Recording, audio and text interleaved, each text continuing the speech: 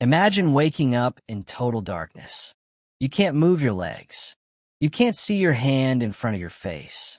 The air is thick with dust and the smell of burned concrete. And somewhere above you, 6 feet of rubble, twisted steel, and silence. Now imagine that no one knows you're alive. That is exactly where Private First Class Thomas R. Hollis found himself on the morning of November 19th, 1944, buried alive beneath a collapsed German bunker on the outskirts of Hürtgen Forest, Germany. For 3 days, he survived in conditions that defied every law of human endurance. And for nearly 80 years, his story was never told, until a weathered canvas field diary was discovered inside a storage trunk in rural Tennessee by his granddaughter, Emma Hollis, in 2021. What she read inside those water-stained pages will stay with you long after this video ends.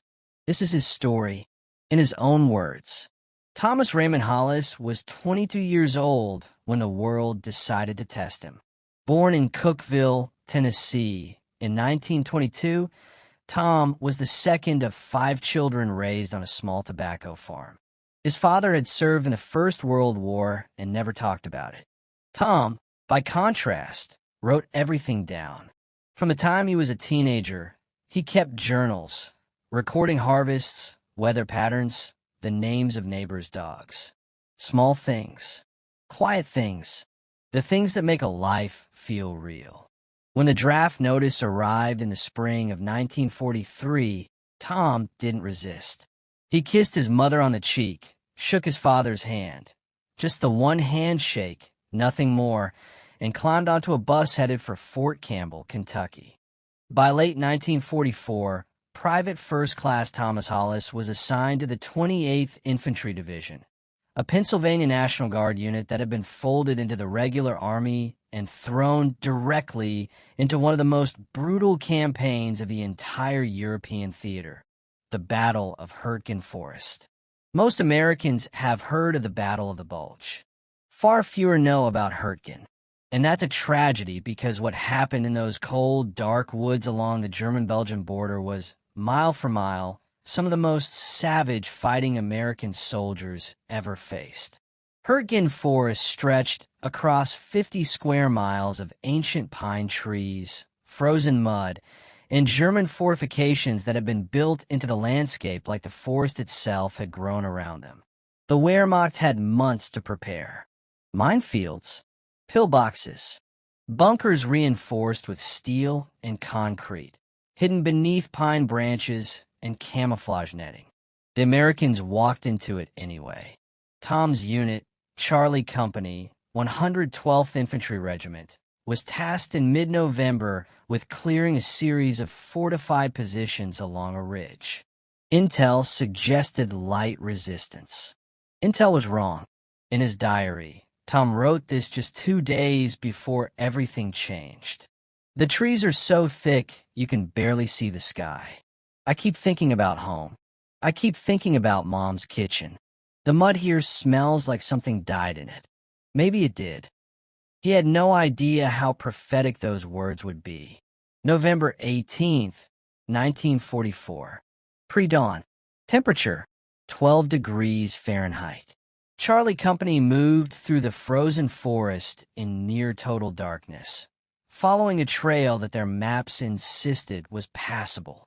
Tom was third in the squad column, right behind Sergeant Dale Prue of Akron, Ohio, and a young rifleman everyone called Pittsburgh, a kid named Eddie Kowalczyk who'd never been outside Pennsylvania before the war. Their objective, a cluster of 3 German bunkers that had been spotted by aerial reconnaissance roughly 800 meters northeast of the village of Germeter. Command wanted them neutralized before dawn, so the main advance could push through.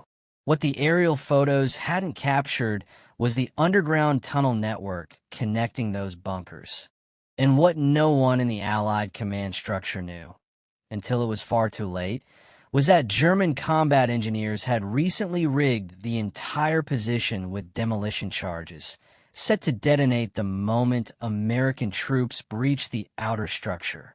The squad reached the first bunker at 0347 hours. Tom later wrote, "Pruitt signaled us forward. I could hear my own heartbeat. I thought, is this what dying feels like? Just cold air and boots on ice." Sergeant Pruitt placed a satchel charge at the reinforced steel door. They pulled back. The explosion tore the door off its hinges. Pittsburgh tossed in a grenade. They waited. Silence. 3 men entered. Tom was one of them. Inside, the bunker smelled of diesel fuel and stale bread. A German field radio sat on a wooden table, still warm to the touch. Someone had been here minutes ago. Tom reached for the radio, and that's when the ground moved. The detonation came from below, a secondary charge buried in the tunnel beneath the bunker floor. The explosion wasn't enormous. It didn't need to be. In a confined underground space, even a modest blast creates a shockwave powerful enough to collapse interior walls, buckle steel support beams, and bring the ceiling down in a cascade of concrete and earth. Tom remembered a sound like a thunderclap inside his skull. Then pressure, unbearable, crushing pressure across his lower body. Then darkness. Complete, absolute darkness. He didn't know if he was dead at first. He wrote later, "I opened my eyes and saw nothing. I thought, maybe this is what it is. Maybe this is just how it ends. But then my elbow hurt, and I thought, dead men don't hurt like this. So I must be something else." Tom Hollis was alive, buried under approximately 4 feet of collapsed concrete, broken timber, and frozen earth. His lower body was pinned from the waist down. His right arm was free. His left arm was bent at an angle that told him something was broken. He had his field jacket. He had 1 glove. He had a quarter canteen of water. He did not have light. What he did have, and this is the part that still gives historians chills, was his diary. Somehow, the small canvas-covered notebook had remained tucked inside his breast pocket. And in total darkness, by touch alone, Tom Hollis began to write. Not messages for rescue, not farewell letters. He wrote to stay sane. He wrote about Tennessee, about the farm, about the way autumn smells when the tobacco leaves are drying. He wrote about a girl named Clara who worked at the Five and Dime in Cookeville and had green eyes and always counted change twice.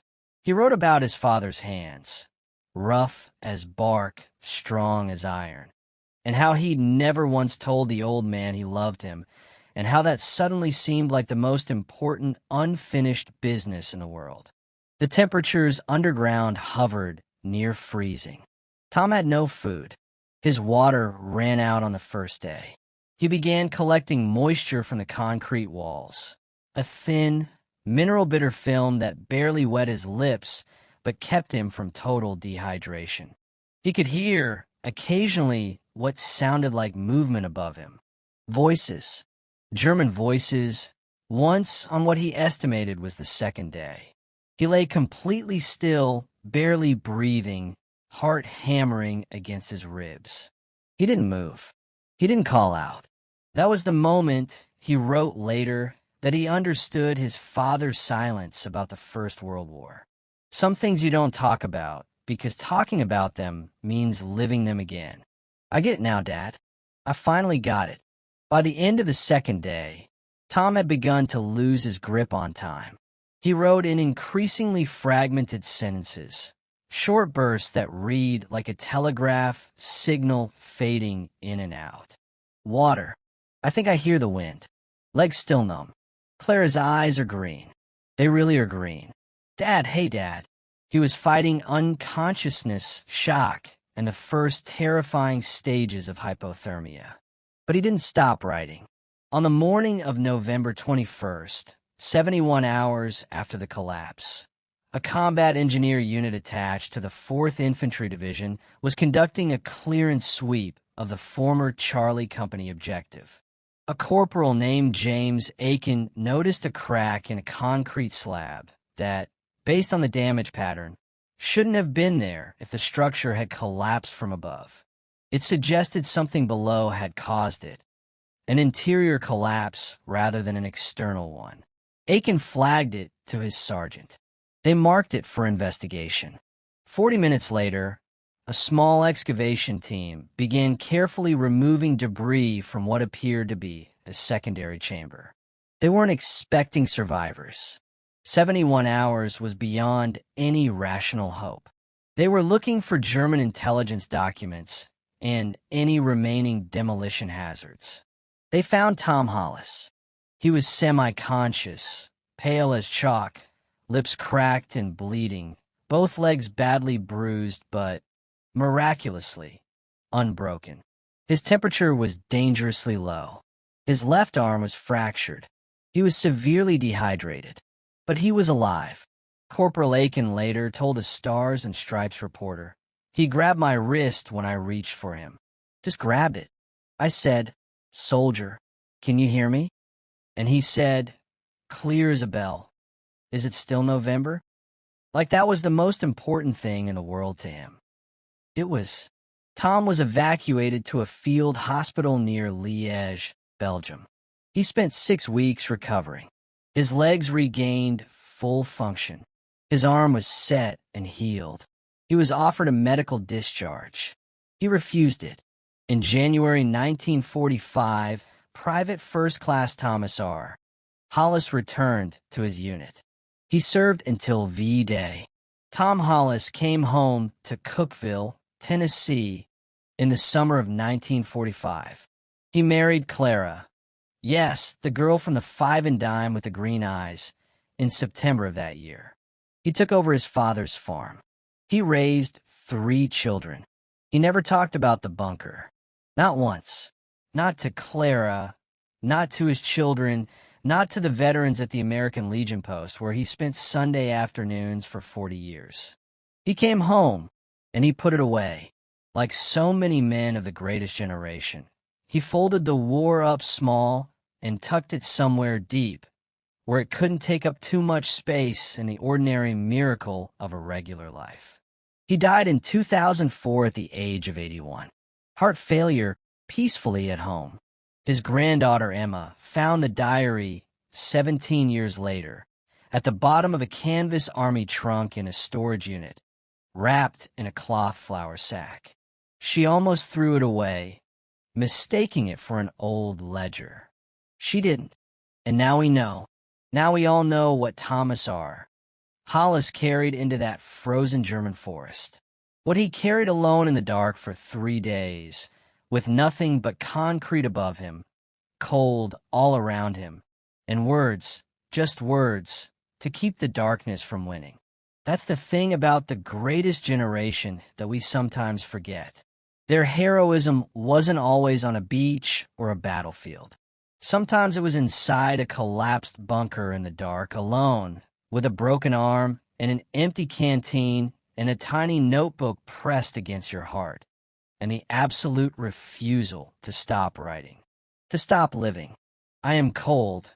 Tom wrote on what he believed might be his final entry, but I am still here, and I am an American, and I won't quit. He didn't. Neither did they. If this hidden diary gave you chills, smash that like button right now. Drop a comment. What do you think really happened in that tunnel? Or share your own family WW2 story below. And if you want more untold diaries from the front lines, subscribe to Untold WW2 Diaries and hit the bell so you never miss a single hidden story. Thanks for watching. Their courage lives on through us.